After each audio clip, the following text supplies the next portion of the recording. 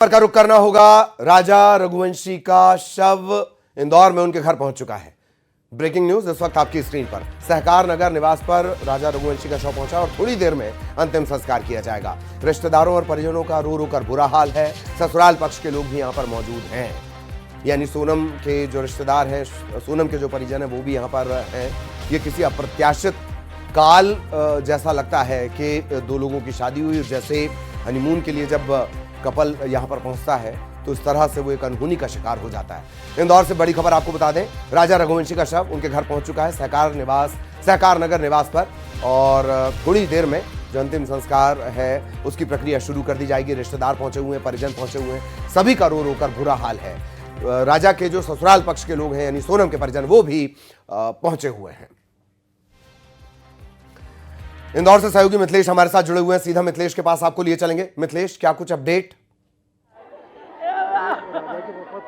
इस वक्त हम राजा रघुवंशी घर के बाहर मौजूद हैं। अंतिम दर्शन के लिए बड़ी संख्या में लोग यहाँ पर पहुंचे हैं। उनके समाज के लोग, रिश्तेदार, परिजन, उनके दोस्त यहाँ पर उन्हें अंतिम विदाई देने के लिए पहुंचे। ये तस्वीर दिखा रही है, ये तस्वीर अगर आप देखेंगे तो ये सोनम की माँ है, सोनम की माँ है। और सवाल है कि आप जस्टिस की बात कर रहे थे, आप जस्टिस की, हम न्याय की बात कर रहे हैं, जस्टिस की बात कर रहे हैं। और मेघालय सरकार से हम बहुत खफा है, बहुत निहायत नालायक और निकम्मी सरकार है। अगर अपने टूरिज्म की चिंता करते हैं, अगर उनको अपने टूरिज्म की चिंता है तो उनके आने वाले मेहमानों की भी चिंता करना चाहिए। मध्य प्रदेश सरकार में जिस तरह से आने वाले लोगों का ख्याल रखा जा सकता है, वहाँ भी उनको रखना चाहिए। हमारी बेटी गायब है, हमारा बेटा मर चुका है, लेकिन अब हम चाहते हैं कि इस मामले में सीबीआई की जाँच हो, सीबीआई इस मामले में इंक्लूड हो, और सीबीआई की जांच की मांग करता है पूरा परिवार। राजा की हत्या हुई है, इस हत्या का पूरा मध्य प्रदेश बदला लेगा मेघालय सरकार से।